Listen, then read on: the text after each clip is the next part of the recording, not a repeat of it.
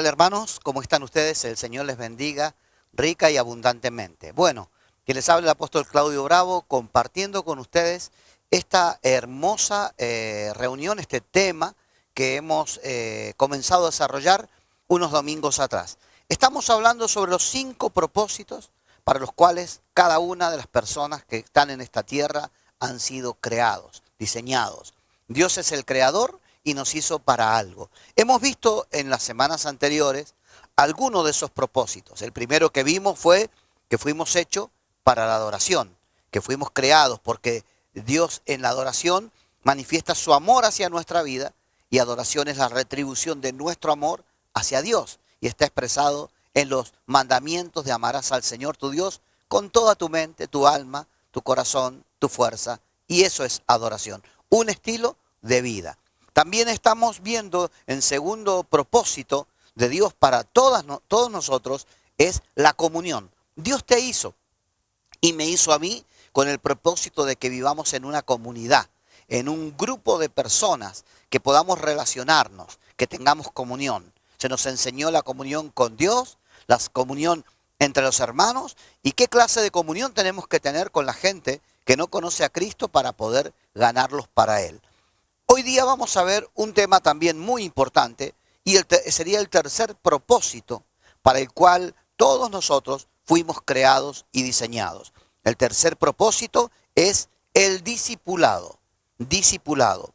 El texto de Colosenses 2, 6, 7, en una Biblia al día, vamos a usar algunas diferentes versiones de la palabra de Dios para poder entenderlo mejor. Y en la Biblia al día dice: fuiste creado para ser como Cristo. Vivan en unión vital con Él, enraizados en Él y nútranse de Él.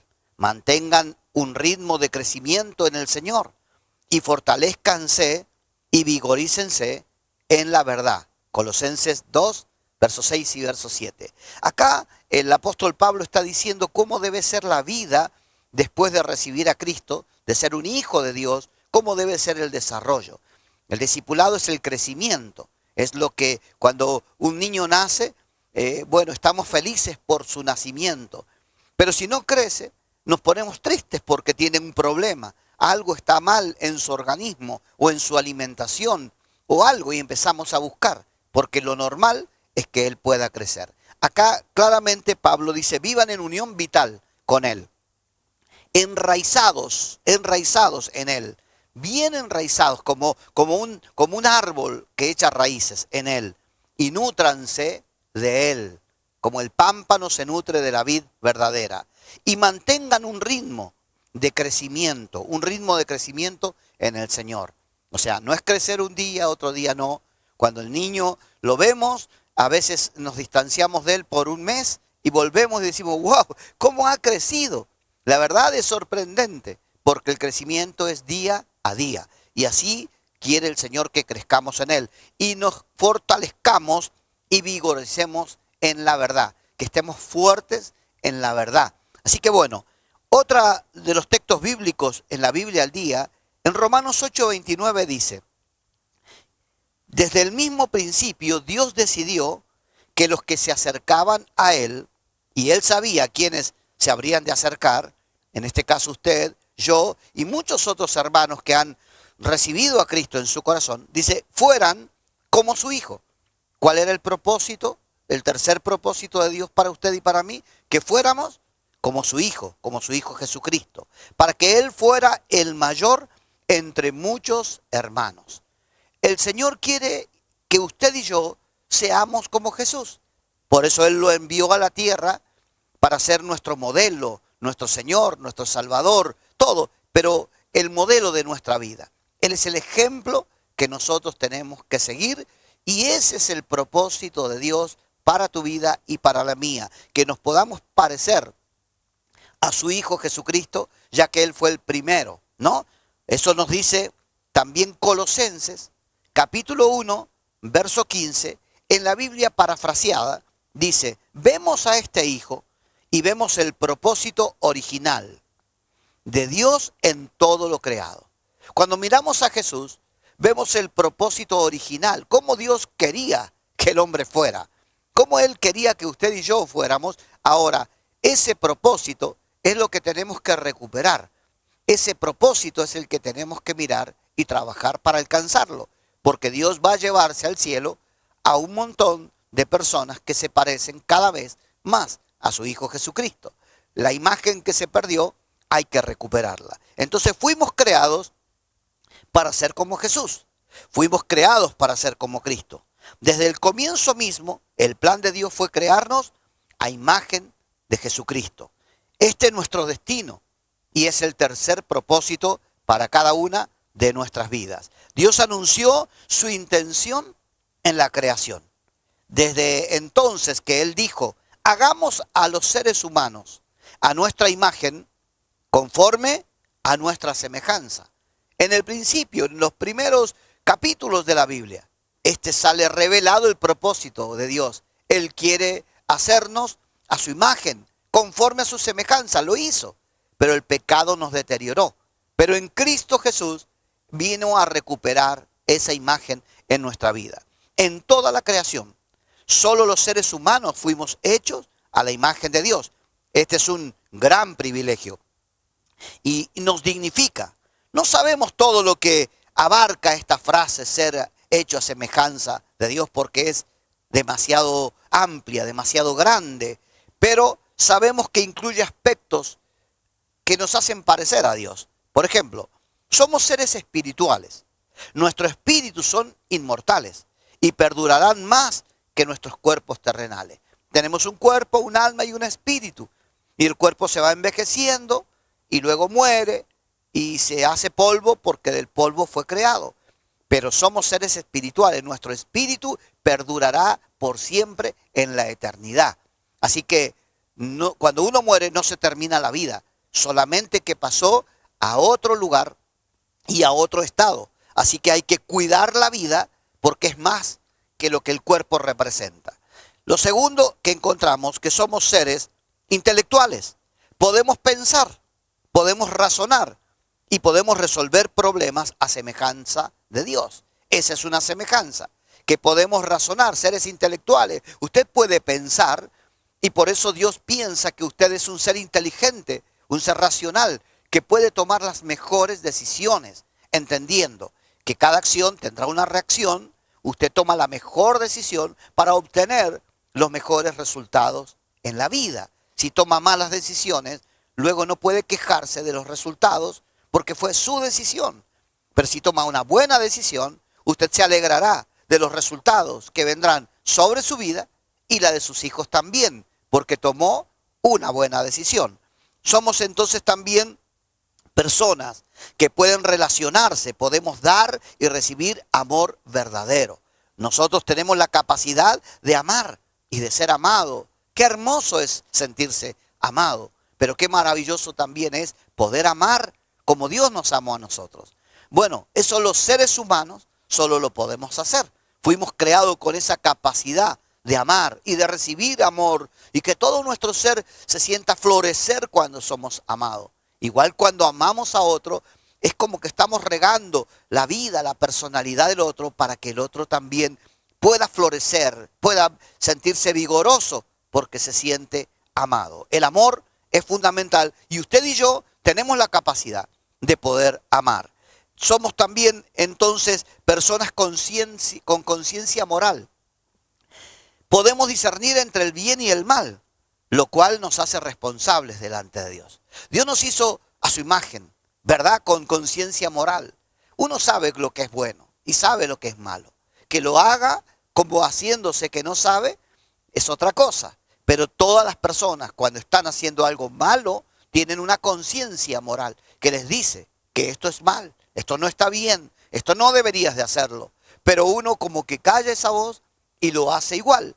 Por eso, pero tenemos que entender que esa conciencia moral que no la tienen los animales, que la tenemos nosotros, esa conciencia moral nos hace responsables delante de aquel que nos dio esa conciencia. Así que cuando hacemos algo mal, no podemos decir yo soy inocente, sino que Dios considera que somos culpables.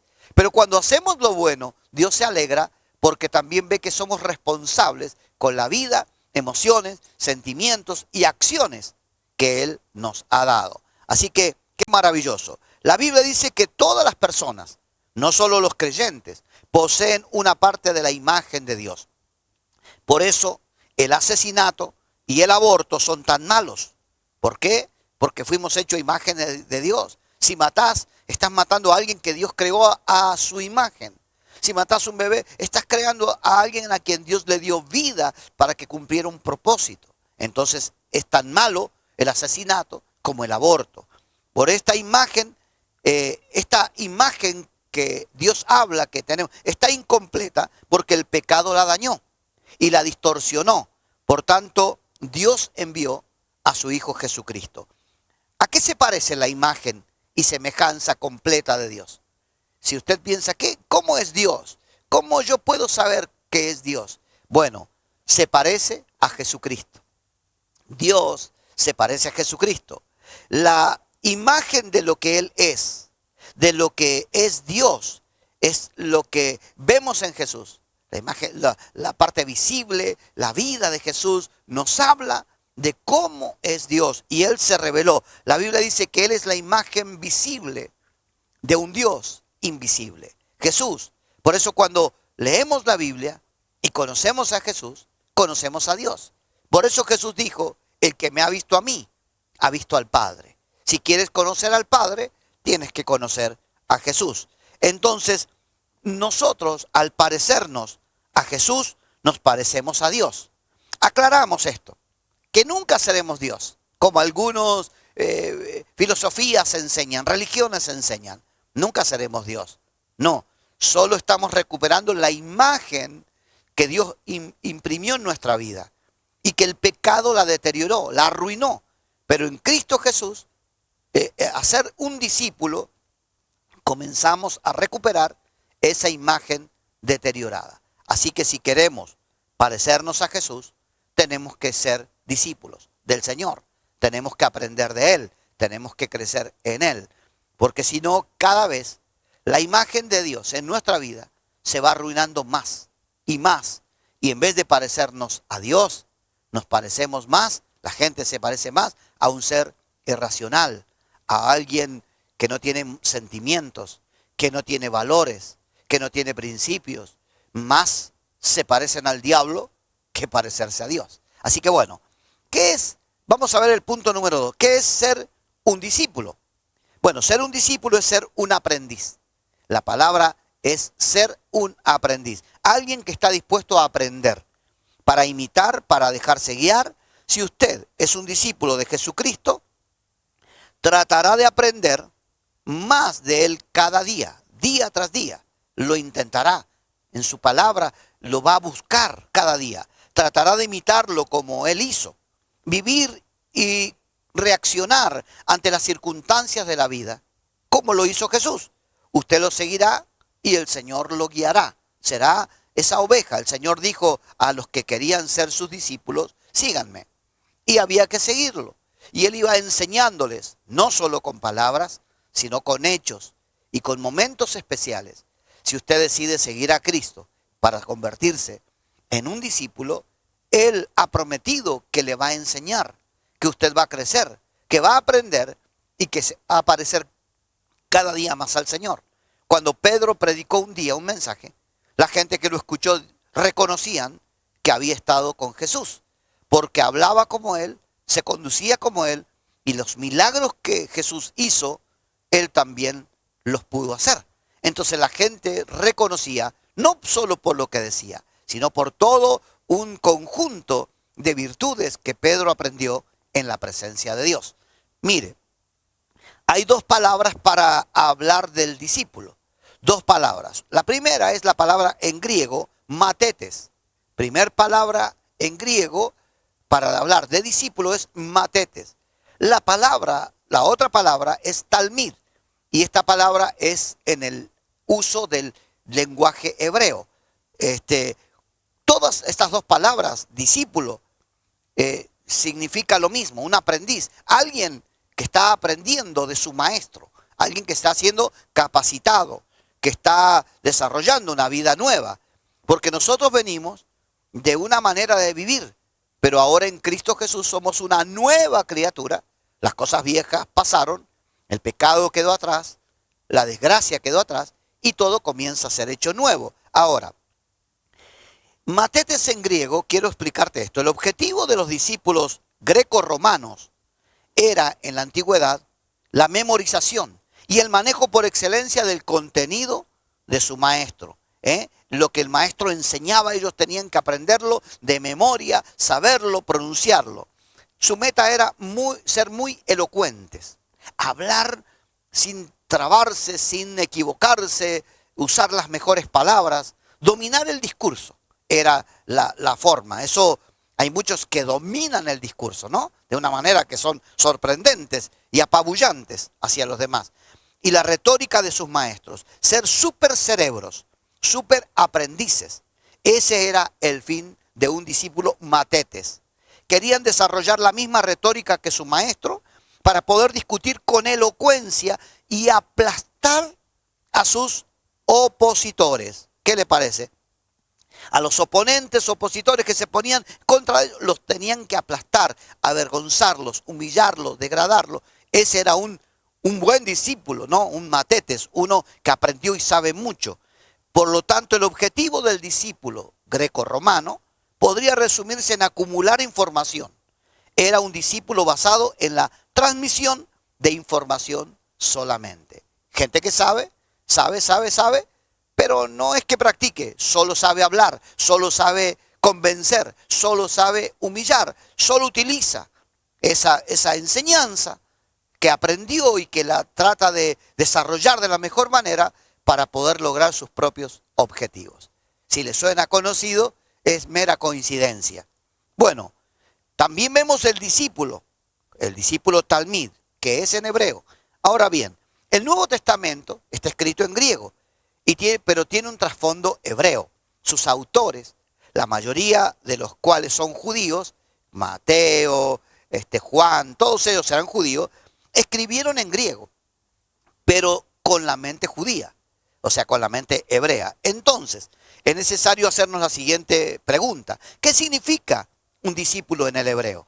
Veamos el contraste entre estas dos definiciones. Vamos a verlo porque la palabra hebrea para discípulo, que es talmid, la lingüística, eso también es un aprendiz, un estudiante, igual que matetes, pero culturalmente es un practicante. Aun cuando solo sea un principiante, tiene que practicar, no solo saber, no solo oír. De hecho, más que mandar a saber, Jesús enseñaba a sus discípulos a hacer. Por eso les decía, síganme, aprended de mí. Ejemplo les he dado para que como yo hice, ustedes también hagan. El Maestro Jesús no solo les enseñó para que sepan. Hoy hay mucha gente que tiene la cabeza llena de información, de la Biblia, de Dios, grandes teólogos, pero que en sus vidas diarias están muy lejos de ser un discípulo del Señor. Un discípulo es una persona que en la medida que va aprendiendo, va practicando lo que aprendió. Jesús dijo, aprended de mí, que soy manso y humilde de corazón.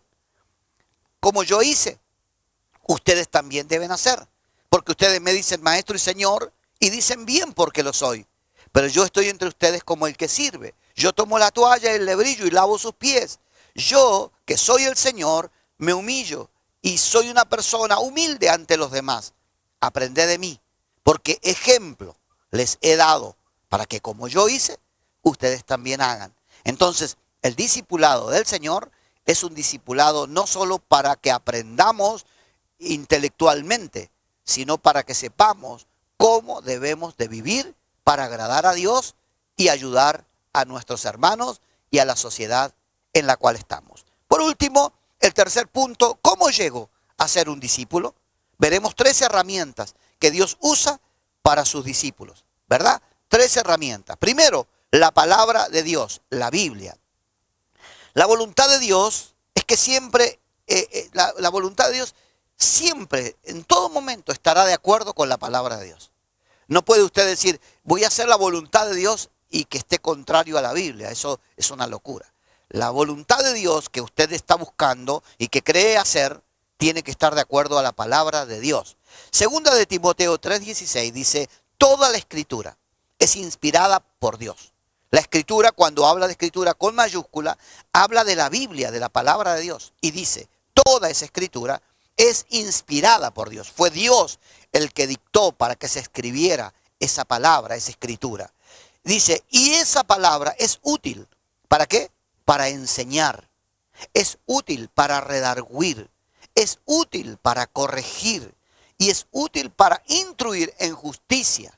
Esta palabra tiene la capacidad de enseñar, de redarguir, de corregir, de instruir en justicia. Por eso la palabra de Dios es una herramienta poderosa para formar nuestra vida.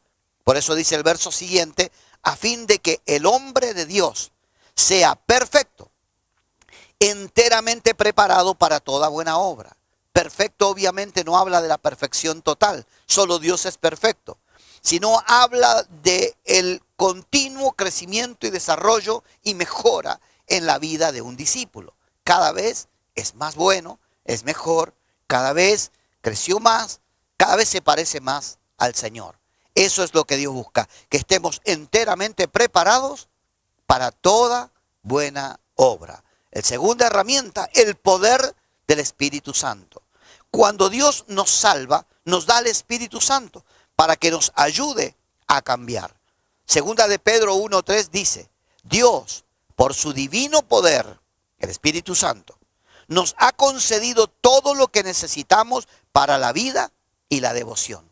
Dios, por su divino poder, por el Espíritu Santo que ha venido a morar a nuestros corazones, nos da la fuerza para poder hacer aquello que a Dios le agrada, para poder hacer aquello que sabemos que es lo bueno, lo que tenemos que hacer. No podemos sin esa fuerza, esa herramienta divina. El Espíritu Santo es una persona que vino a ayudarte a vos y a mí.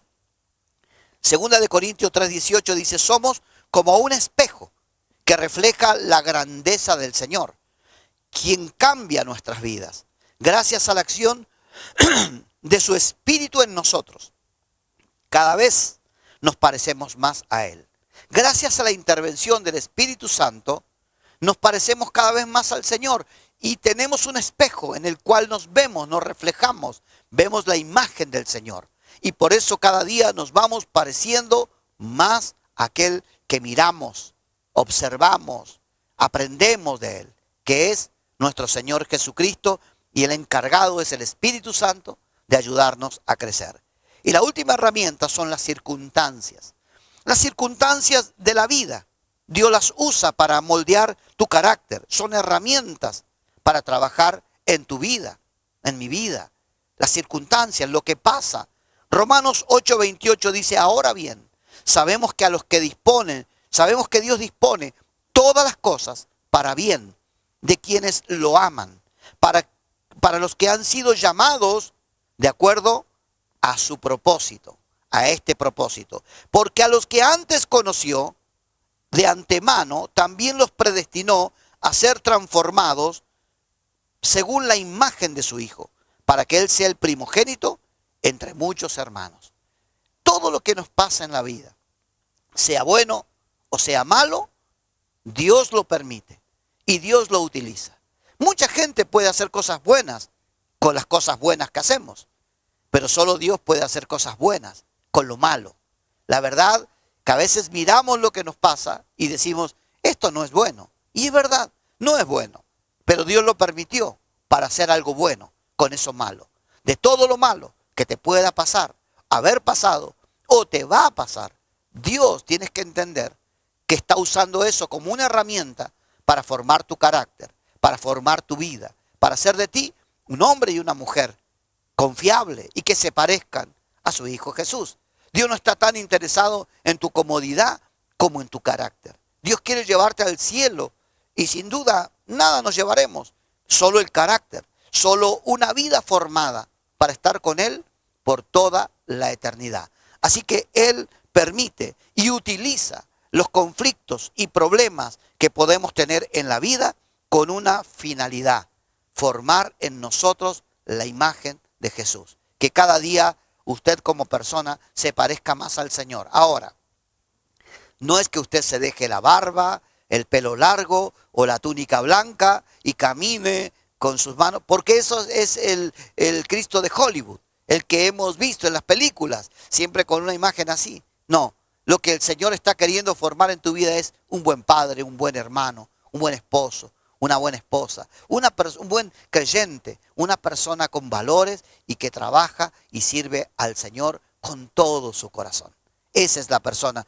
Lo que usted y yo tenemos que hacer, cuidar su mente, cuidar nuestra mente para poder ser un verdadero discípulo. Proverbios 4:23 dice, por sobre toda cosa guardada, cuida tu corazón, porque de él mana la vida. Aquí la palabra corazón se traduce también el sinónimo de mente, la mente. Cuida tu mente para no dañar tu corazón y todo tu ser. Si tú cuidas tu mente, entonces tu vida podrá ser transformada y cambiada. Efesios 4:23 dice, deben ser renovados en la actitud de sus mentes, en el espíritu de sus mentes. Deben ser renovadas. La mente debe cambiar. Si tú quieres cambiar, necesitas una transformación en tu manera de pensar, en tu mente. Imagínate una lancha que va con piloto automático en dirección al este, que va hacia el este continuamente y va con un piloto automático, se maneja solo, va directo. Y de repente tú decides cambiar de dirección. Tú quieres cambiar, ya no quieres ir al este, deseas ir al oeste. Hay dos maneras en que eso se pueda lograr. Una de ellas es que tomes el timón y con toda tu fuerza comiences a doblarlo, a girarlo, hasta que lo logras hacer cambiar de dirección y comienzas a ir hacia el este, hasta el oeste. Ibas al este, ahora vas al oeste. Con tu fuerza lo has logrado, lo estás, pero ¿cuánto tiempo te durarán esas fuerzas? ¿Cuánto tiempo podrás sostenerte en esa actitud? Llega el momento que tus fuerzas se agotan y cuando sueltas aquel timón, aquel volante de esa lancha, inmediatamente el barco, la embarcación, esa lancha, tiende a volverse hacia donde iba antes porque está programado. Así es de la misma manera que nos ocurre a nosotros y a mucha gente. Queremos cambiar con nuestra fuerza, hacemos todo nuestro esfuerzo, pero cuando queremos acordar, volvemos a los vicios, volvemos al pecado, volvemos a vivir como antes, porque ya estamos programados para eso. Entonces la segunda manera en que usted puede ser un discípulo y cambiar realmente su vida es que cambie su manera de pensar. Cuando cambia su mente, entonces usted está reprogramando el piloto automático. Entonces lo da vuelta al barco, lo reprograma para que vaya al oeste y ya usted no tiene que hacer ninguna fuerza inhumana para poder cambiar. Porque ya ahora usted, su mente, direcciona toda su vida de una manera distinta, porque si cambia tu manera de pensar, cambiará tu manera de vivir. Eso dice Romanos capítulo 12, verso 2. Entonces, esto es lo que tenemos que hacer, no con nuestras fuerzas, sino cambiando nuestra mente. ¿Y cómo la cambio? Dice el Salmo 119:9. ¿Cómo puede el joven llevar una vida íntegra? Viviendo conforme a tu palabra. Yo te busco con todo el corazón. No dejes que me desvíe de tus mandamientos. En mi corazón atesoro tus dichos para no pecar contra ti. Un discípulo es alguien que no pelea con sus fuerzas, que lo intenta con todo su ser, claro que sí, pero que está cambiando, poniendo la palabra en su mente, estudiando, leyendo, escuchando la palabra en su mente, reflexionando, pensando. Entonces tu mente se comienza a reprogramar. Todo lo que antes había sido tu mente un lugar donde el enemigo había depositado sus pensamientos y te había llevado a lo malo, hoy el Señor quiere poner su palabra en tu mente para que tú no peques contra Él. No hay otra manera. No existe la fuerza de un hombre que pueda vencer el mundo, el pecado, la tentación y todo lo que te rodea. No, pero sí, cuando tu mente cambia, cambiará tu manera de vivir. Porque tus pensamientos, tal es el pensamiento del hombre, así es él. Y si cambia tu pensamiento, cambiará también tu vida y te convertirás en un verdadero discípulo del Señor. Dios te bendiga ricamente en este hermoso día. Hago una oración para terminar. Padre, en el nombre de Jesús oro por cada uno de mis hermanos y amigos que comparten esta enseñanza con nosotros. Tú, en tu propósito, quieres que seamos como Cristo. Y para lograr eso tenemos que ser discípulos. Alguien nos tiene que enseñar. Tenemos que aprender. Tenemos que reprogramar nuestra mente. Necesitamos darle el valor a tu palabra. Ayúdanos, Señor. Realmente no podemos sin tu ayuda. Solamente tu Espíritu Santo nos puede dar la fuerza que nosotros no tenemos. Pero muchas gracias, Señor, porque sí queremos ser tus discípulos, seguirte a ti y parecernos a ti. En el nombre de Jesús, amén y amén. Dios les bendiga ricamente a cada uno de ustedes.